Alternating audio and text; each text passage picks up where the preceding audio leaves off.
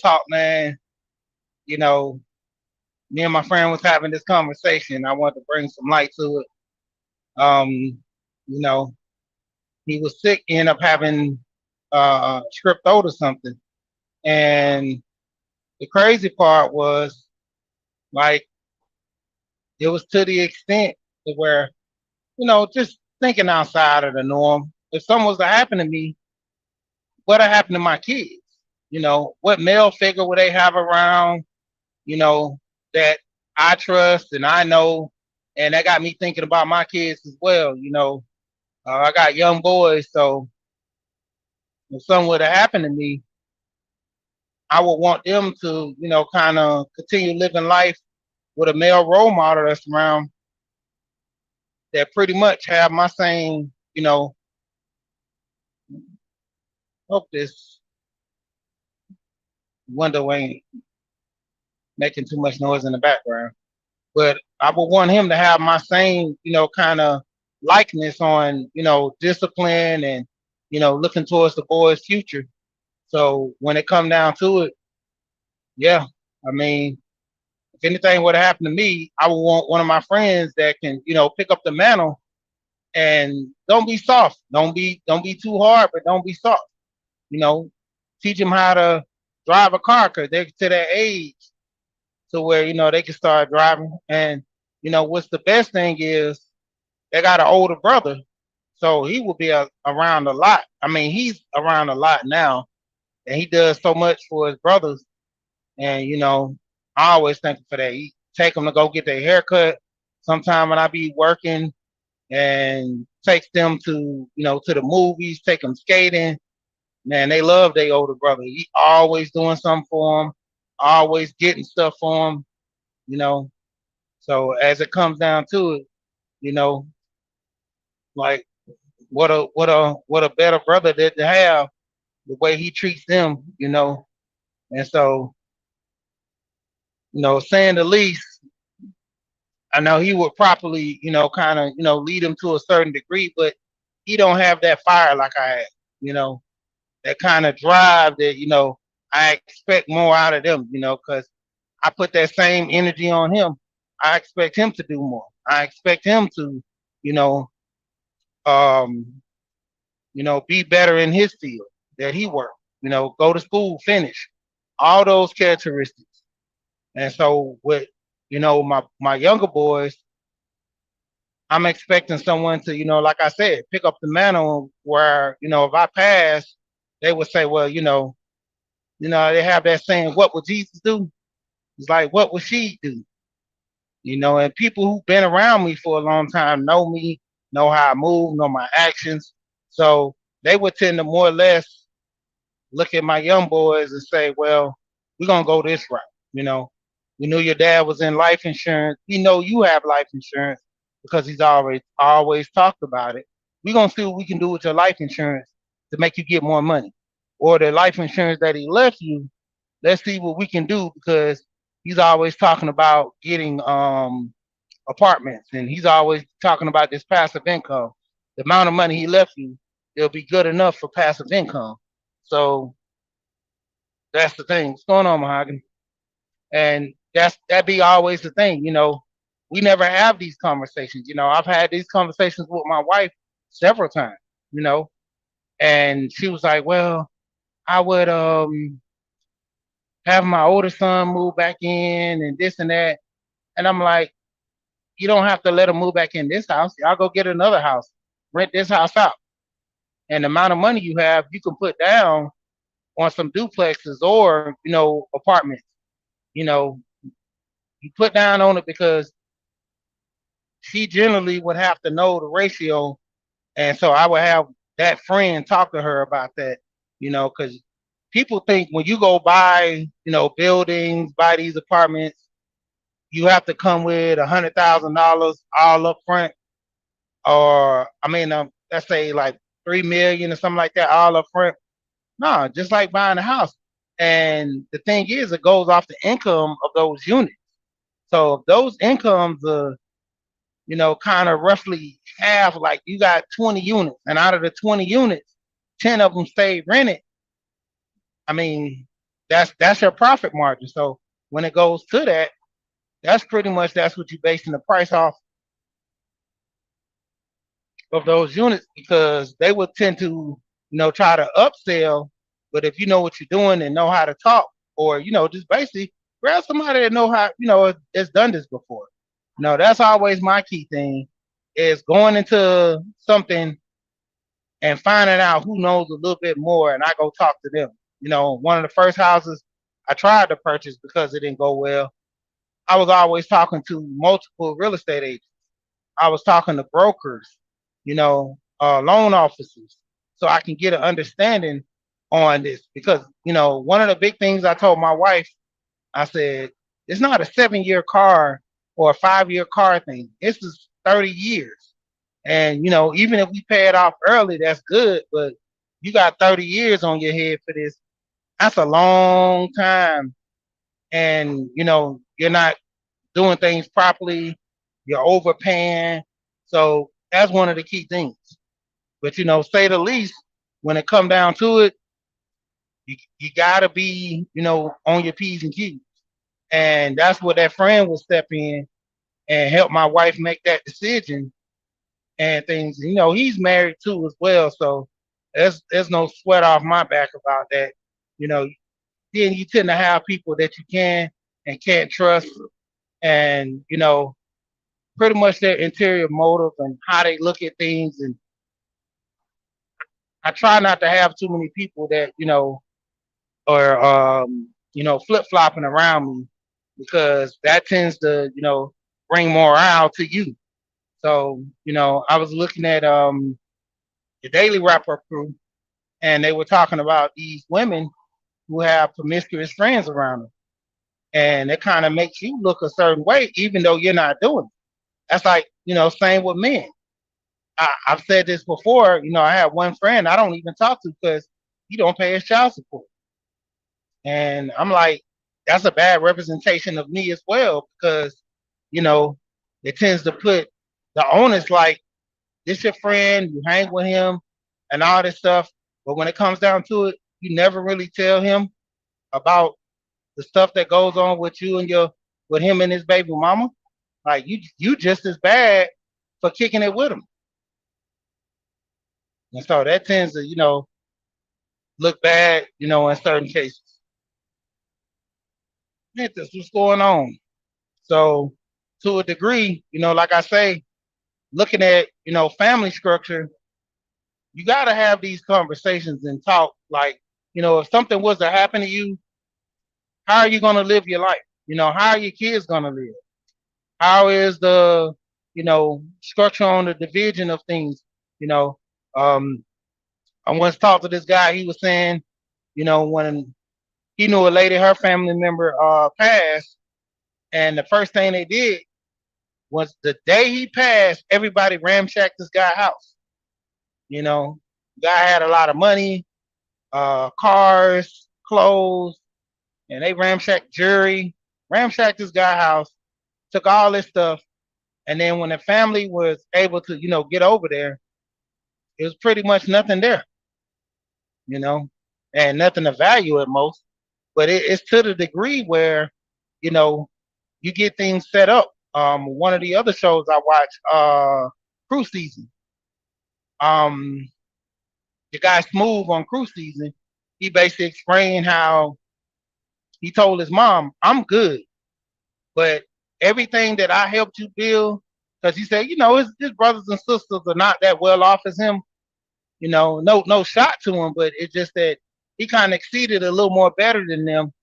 And he said, "I'm good, but when it comes down to it, it's like, what's going to happen with, you and the family?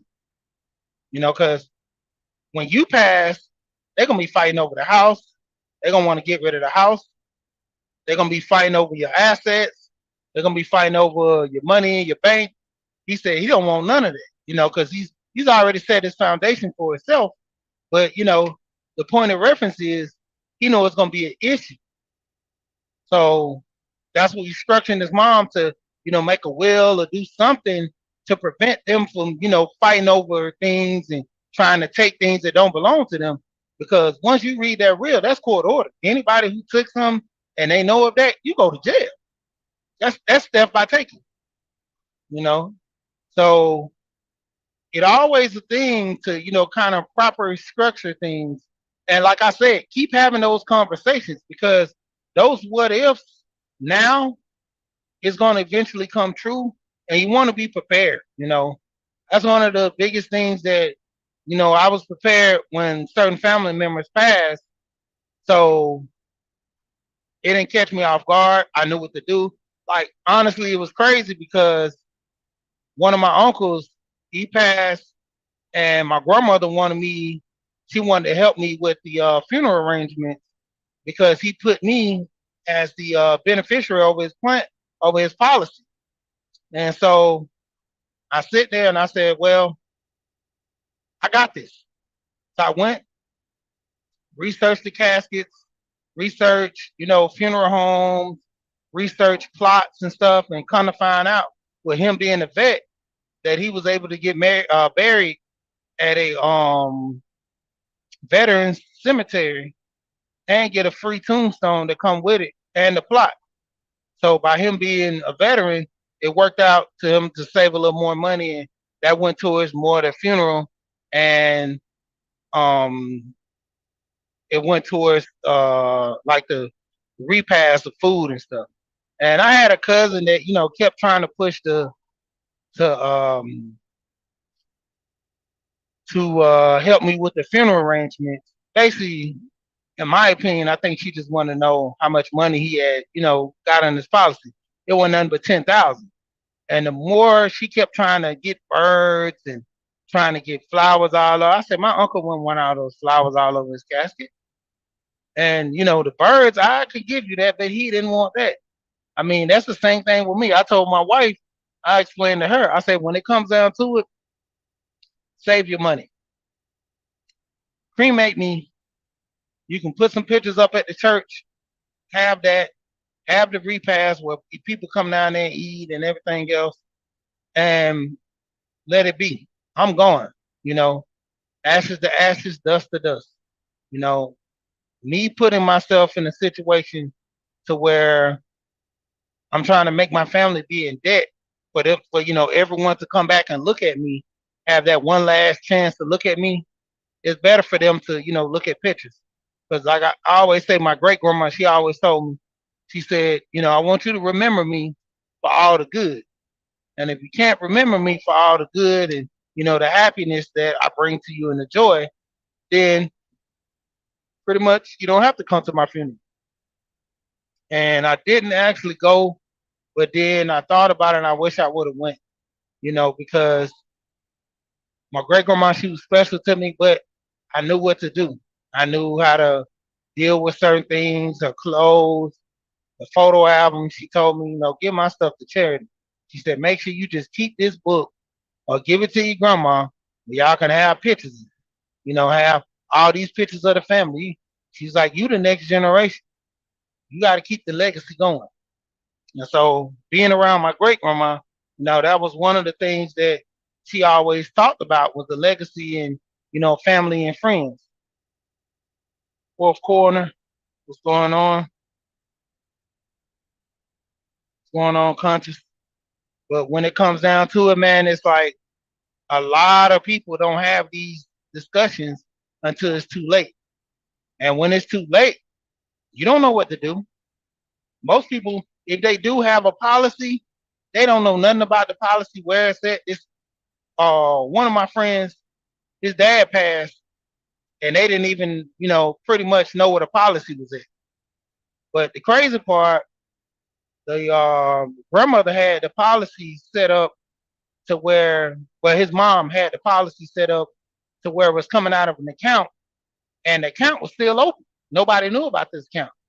So when her son passed, and I think a couple of months later she passed, that's when they found, the policy being paid out of that account because she still had money. They didn't even know that she still had money in different accounts.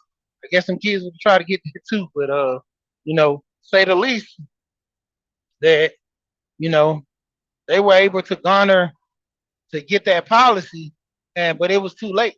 The dad had already been buried. A funeral home down here, Willie Watkins down here in Atlanta, that's real big. This funeral home knew the family, so they just cut him a deal. Said, we'll go ahead and set up their arrangements for him, make them look good and this and that, and we'll put y'all on the payment plan, and y'all can go ahead and pay like that. And everybody got their money together and gave them something. And like I said, this guy knew the family for years. They stayed actually down the street from the funeral home. I'm quite sure um, the guy who actually passed, worked for them at one point. So, it was kind of a good thing. But in the end, after all said and done, like I said, they didn't even know that he had a policy, or they didn't know what a policy was at. So, like I say, that's one of the things you got to do. Talk to your family members about policies. If you to the point where you scared if they're gonna take you out of something, tell a friend. Tell them that, hey, when I die or something, hey, go talk to this company. I have it set up in my sister name, my brother name, your name, or somebody's name, so they can pay for their funeral arrangements and get the ball rolling. You know, Same thing with my grandmother. When she passed, like I say, the least, she was so keen on everybody having life insurance because my great grandma talked about everybody having life insurance and not being a burden to nobody. So that's why I'm so big on life insurance, because when you pass, you don't want to be a burden to nobody. Everybody taking up donations and, having like their old days having fish fries, and the new days they're having GoFundMe. The GoFundMe can help with the family, but to the degree, if you want to bank on strangers and people you don't know to bury you, then go ahead. But my thing is, you want to be properly prepared, and so you have those situations to where you actually get your affairs in order. Some policies is low. I mean, the older you get, the more you're gonna have to pay. That's just in general because your health starts to deteriorate at older ages. But the point of it is, it's better to have something than nothing. You know, I have a family member. They have a 401k, and they contribute into their 401k, and that's their life insurance. To where if anything goes, they take that money. And now that I think about it, I got to ask him on how that's going to proceed. Will his wife, the money transfer over to his wife, so he could do that. I mean, because just this notion of you knowing this stuff is there, but how does it really transfer? How does the money work? Because with you passing, who's gonna sign off? I mean, you have your significant other sign off on it, but like I say, the least, but you gotta have a structure and have noted things to be written down and know what's going on, so you'll always be prepared.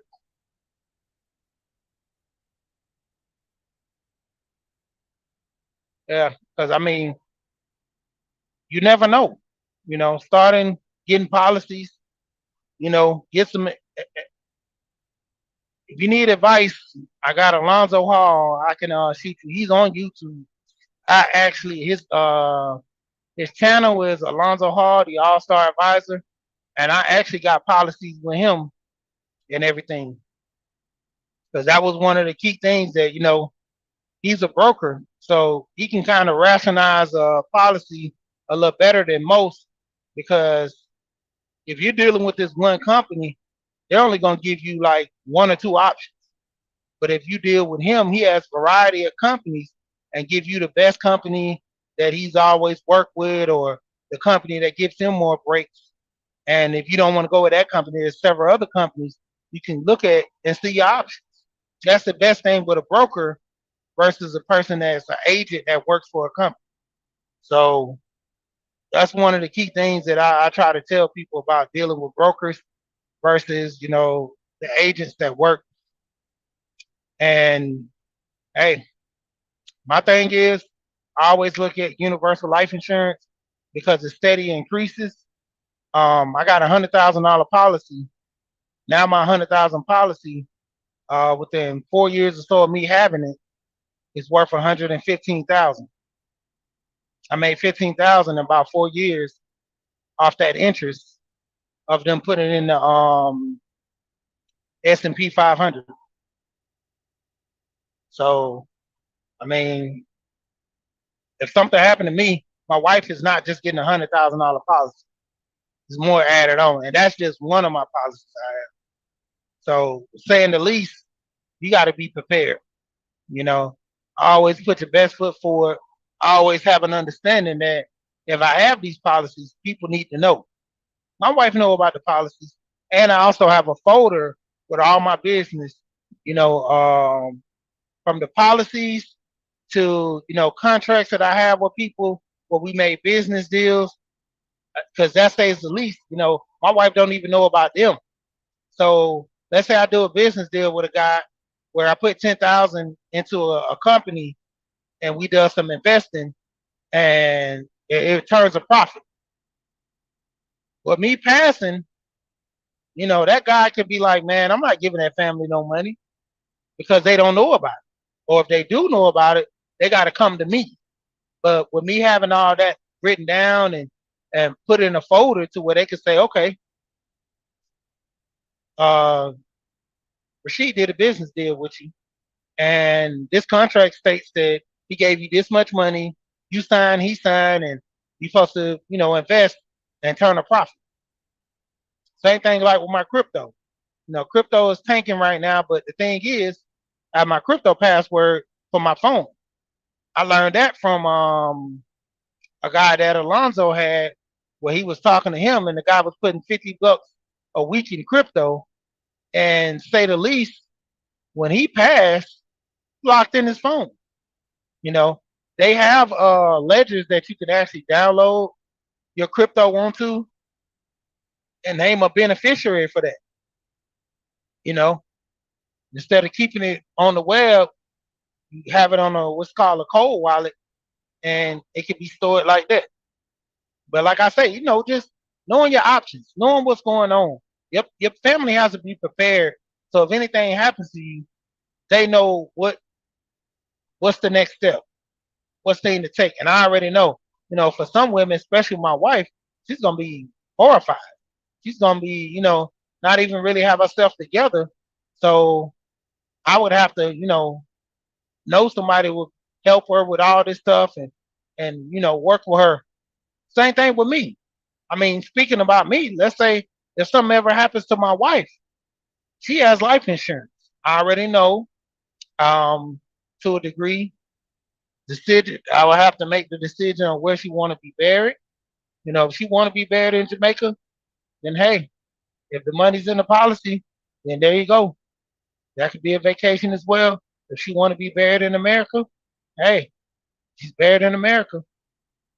You know, and like I say, some people like extravagant, you know, funerals and stuff like that. But to a degree, if that's what the money is supposed to be for, and that's what she really wants the family and friends to come see her, then so be it. Because a lot of people, they don't plan on dying, but it just happens.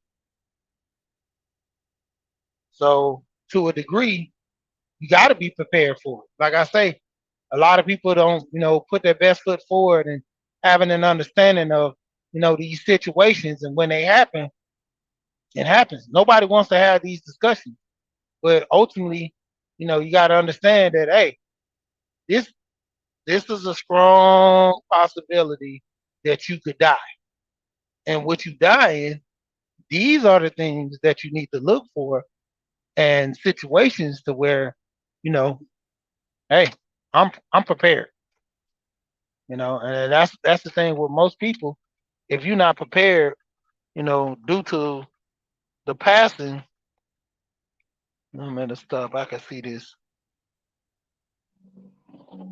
Yeah, I mean that's always one of my policies. One of my first policies, I ended up letting it lapse. I don't know why I did it, but there was an add-on policy because I was driving box trucks and everything. That's what I do. I don't actually drive 18 wheelers. I drive box trucks.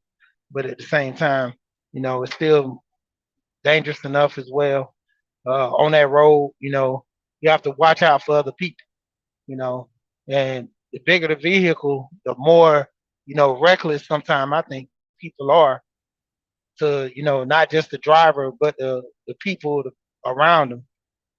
So, you got to be prepared for 'em. And, like I say the least, man, having things prepared and, knowing what's your options, you kind of be more, suitable to handle things. And that's what I'm thinking or that's what I'm basically bringing to you right now is more or less being able to learn how to handle things because most people, man, it's just bad. You get to those points in your life to where if something happens, you're not prepared. Oh, Jazzy, what's going on? I ain't seen you in a minute. Hope everything is good with you. How that little girl doing? How that little girl doing? But saying the least, preparing. You know, who's gonna take the kids? I've discussed this with one of my friends. If something would have happened to me and my wife at the same time, I would want my kids to go stay with him because of his the way his morals are, his principles. Hold on.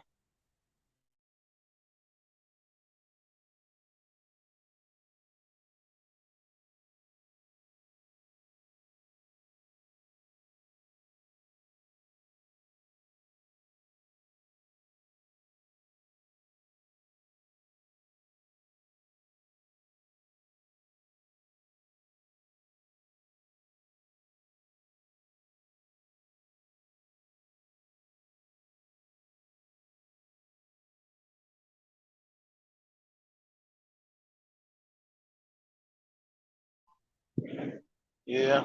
So like I say, for the most part though, you know, preparing yourself. You don't know when that situation's gonna happen. A lot of times people just winging it, and that's the thing. It, death can come suddenly. Death can come suddenly.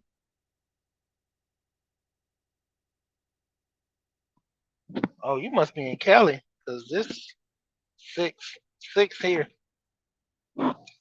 Yeah, I'm up early shooting to work, almost actually to work, but thought I'd do a little early live since I know I ain't gonna be doing one at my normal time, which is about 7:30, 8 o'clock.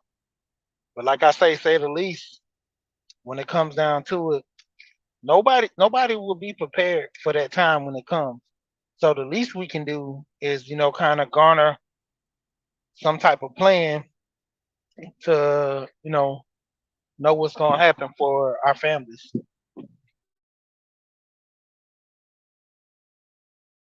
And that's always the biggest thing, the kids, how they're gonna be taken care of. All right.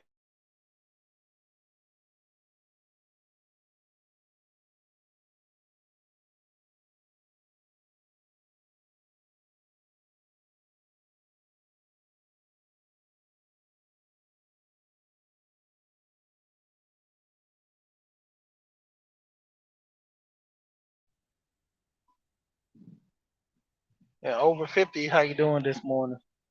Forgot to say hey to you. But like I say, when it comes down to it, nobody knows pretty much, what's gonna happen. So all you gotta do is kind of prepare because you never know the day, you never know the time unless you just have this illness to where at particular point something's gonna happen to you in your life. So it's always good to, kind of prepare yourself anyway. And that's what I try to, keep my family on, especially my boys. Make sure they're okay. Nothing's happening to them. Make sure my wife is prepared because I already know she's gonna be grieving hard, but at the same time, things need to be done. So, not trying to be rough about it, but hey, when that situation comes and that time comes, you just have to be ready for it. And nobody's never gonna be prepared for this situation because it hurts. Like I told you, that was one of the things with my great grandma when she passed. That pained me so bad. It was to the point where I didn't even want to go to the funeral. It's like just looking at her in the hospital. I kept not wanting to go to the hospital to see her because you get to a point where you have people in your family that's so good to you, you don't want to see them in a bad situation or a bad light. And that was one of the key things she told me. She was like, I know. When I got there, she's like, I know you don't need to come back here. And I just looked at her. She said, you gotta remember me for looking well, because she said, I want you to be happy when you always remember me. So that's always been my biggest thing. And to a point with that situation, it made me learn how to get over, the fear of death, you know. And a lot of people, like I said, they just can't take it, man. It's a rough, especially, the emotion and the tie you have with somebody. Some people just can't take it. So, just saying the least, man, I'm about to jump off of here. But everybody start having these conversations. Start preparing the family. Start finding someone to be a beneficiary that's going to help with the planning your funeral. Have friends and family get together and have this discussion, because you know while you're having a discussion, it could probably help somebody else prepare themselves. Or if a situation do happen and another family member dies, then you've already, prepared yourself. So you'll be a little more equipped to, come in and help them with their situation, you know. And that's one of the biggest things. A lot of people need to have somebody they can trust that's over their life insurance, you know. Like I said, my uncle, he got mad at one of my cousins and my aunt and even my grandmother, and took all of them off his policy and put me on there. And I was laughing when it came down to it. I was like, why he put me on there? Because he told me, he was like, screw everybody. I'm gonna put you on the policy and let you, garner to take care of this situation. And he was like, you know what you're doing, right? And I was like, hey, I try. That's the only thing I can do. And so with that being said, that got to a point where, you know, he was like, okay, we'll run the numbers and let you go ahead and take care of this. But I think it would end up happening probably like a year and a half later that he passed, and I was, taking care of his funeral arrangement. And I was like, man, right before just a year ago we was talking about this, and now he's passed. But like I say, nobody never knows, man.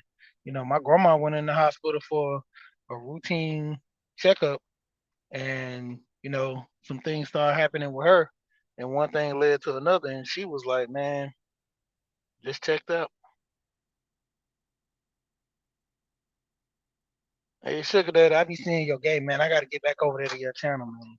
I be seeing you gaming and stuff a lot, man. I be trying to get over there, and I be at work though. I'm gonna start one day, just pull up all your videos and start going back through them. Especially when I get home, then I have more time. But like I said, I'm about to get ready to jump off of here, and appreciate everybody for coming through. Like I said, have this conversation, you know. And like I said, it was inspired by my friend to say, if anything, something happened to him, his wife is from overseas. Is she gonna go back to her country? And if so, her family can do, but he want to have somebody that he knows and he trusts that can raise his son with his core values on how he look at life. And we had that conversation. So, but say the least. To everybody coming through, you know, catch you later. You know my saying? We here and we gone.